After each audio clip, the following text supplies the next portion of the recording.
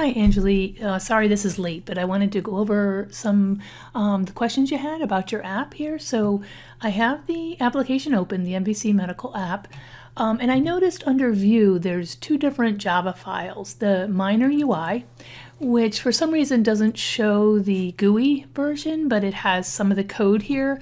And then there's also this new frame.java, which shows the GUI version. So I'm thinking that somehow we want to just merge these two, is what I'm guessing. So I'm going to actually just rename this. So what I'm going to recommend is that we refactor and then rename, and we'll make this the and since you already have something called minor UI, I'll call it minor view. And same thing, just so that way we know what it is. So I'm going to rename that.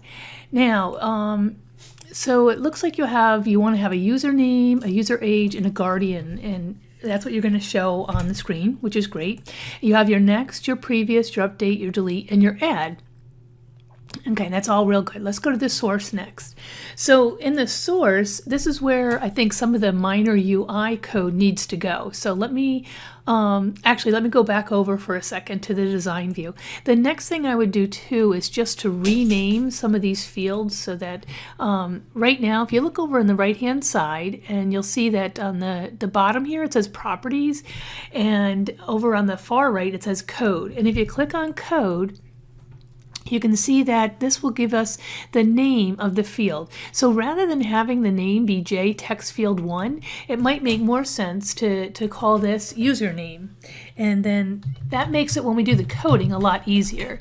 Username, and I'm going to go ahead and change it to public because we want to be able to access this from the controller. So in order to do that, we'll want to change that to public. And I'm going to do the same thing with the user age. I'm going to change this to be user age, and then I would just make this, I mean, you can leave it as private, and that's a good way to go, good strategy. And then just make sure you have getters and setters for those fields. Okay, and then I'm just going to call this guardian name, but for right now I'm just going to change it to public. Did I get that right? No, that was search, sorry. Let me just click on this and try it again. All right, next I'm going to do the same thing for the buttons. So the next button, it looks like, oh, you did change it. So the next button, now what I recommend for variable names is to not use a capital letter for the beginning of the variable name, because that usually indicates a class. So I'm just going to change this to be next btn for next button. Okay, I'm going to go to previous. I'm going to do the same thing. I'm going to make this PREVBTN, so we know that it's a previous button. And then if you go to update, we'll just do all these real quick. So I'll do update BTN. And it looks like you already have them all as public, which is great. And then this one can be delete BTN. And then we'll change this last one to be add BTN. Okay, and that'll make it easier in the code to identify what the buttons represent. All right, now let's go back over to the source, and this is what I was saying earlier. So instead of having in the minor UI is where you were assigning username, but in the minor UI there was no variable called username. So let's go ahead and let's see, I think we need this list here. So I'm going to start by copying the client list. So I'm going to copy this and paste this into my view.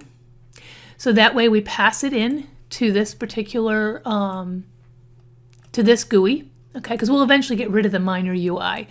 And then it looks like, okay, array list client and current client. I'm not going to do this part here where you're creating a separate object for a previous button, because now that we named it previous BTN, it should already be there on our other screen. So we don't really need that. So let's put these two here. And so now we're declaring an integer variable called current client, and then we have array list. And then down here I can do what you had on the other screen. I can do this dot list equals, equals list. And that's just saying that the global variable, global meaning that it's available to all the methods within this class, on line 17, the array list is now equal to whatever was the array list from the calling program. And in our case, that'll be from the minor control. So down here where we're passing it, and we're going to change this to be minor view. So I'll go ahead and do that. So let's change this to be minor view. Okay, and I'll have to import that. There we go. And I'll just leave that name, the minor UI, as it is, just because it'll make life a lot easier. And let's make this one a new minor view. And then I don't have to change all these here. So the minor view has a previous button, and so now I can add the action listener. It has a delete button, so that should be fine. We don't have a refresh method yet, but we can add one. So let's go back over to here.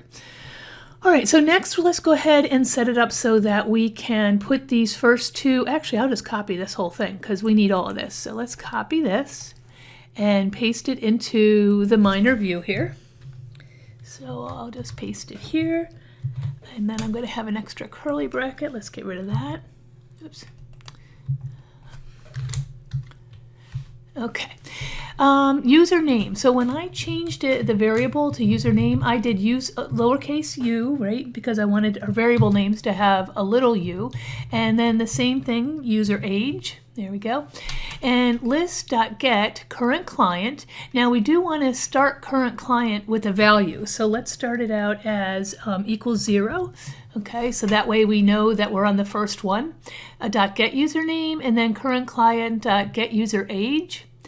And what we want to do is, since we're trying to set the text, but this is returning an integer variable, we have to actually convert the integer to a string. And there's an easy way to do that. We're going to do double quote, and a plus sign. And that basically just concatenates or combines an empty string with our number. And so now the number is now a string, and it'll be able to show on the screen. Okay, and then refresh, same thing. We'll change this to be a little u and change this to be a little u. And then the age will also have to then go back and do the double quotes, and a plus sign. All right, and there was one other field, right? What was the last field? Guardian name. So we can even do guardian too if we want. So let's do guardian name dot set text. Okay, and then we'll do list dot get, and of course we want to do current client dot get. Oops, looks like maybe we need to go into the client to see if there is a guardian name field, and there is not. So okay, so there won't be anything there that we can put for this minor view. So actually I'm going to comment this out for now.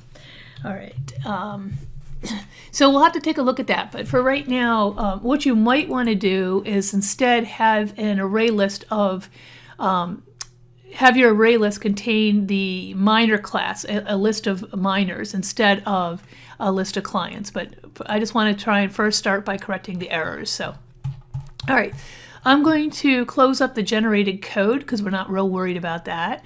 It does have a few things in addition here.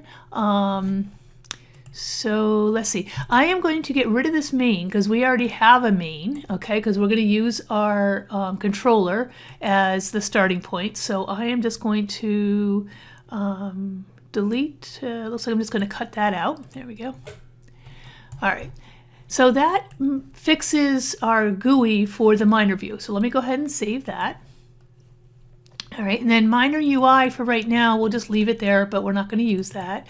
And now let me go over to our minor CTRL, minor client control, and let's take a look. So we have the minor list is being created, and then we're setting the list equal to the minor list, which is good. We're creating a new instance of our minor view. We're setting it to visible. We're adding the action listeners. Right now we're only adding previous button and delete. So you'll eventually, what you want to do is add all of them. So I'll go ahead and add at least one more. So you're going to do the minor UI.add button, .add action listener, okay? And then down here at the bottom, let's see what we have here. So right now you have the two things. You have if action is equal to the previous button. If you're already at the current client at position 0, you can't go backwards any further. And then otherwise, you're going to subtract 1 and you're going to refresh the screen. All right, well, this looks good. So let's see where we're at. Let's go ahead and run this. Oh, I forgot to change. No, I did change the controller. That's right. Okay, we got a couple errors. Let's see. Oh, because it's the minor UI. Let's see. Is it being called from somewhere?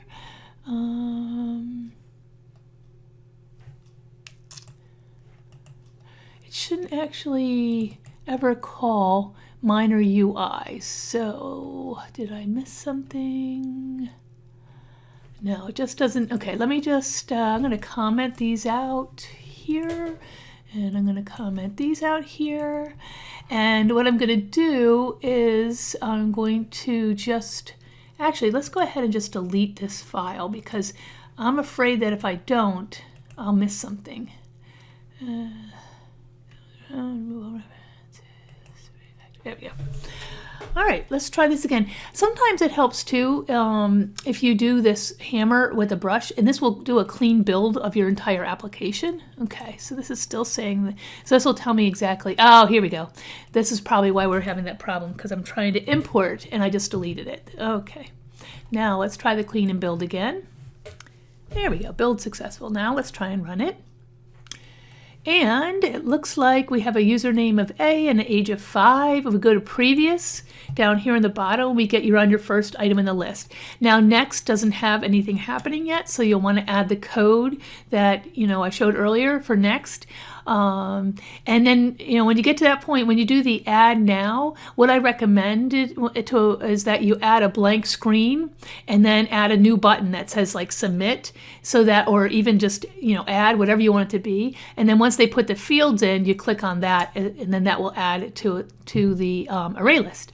But for right now, why don't you work on the changes that I showed and try and get at least these 4 buttons working. That would be great. All right, I hope this helps, Angeline. I'm sorry that it took me so long to do it. Last couple of days got a little hectic. So let me know if you have any more questions. And if you get to the point where you get it working except for the add, then maybe we can hop on a call, or I can just give you some more feedback on how to fix that.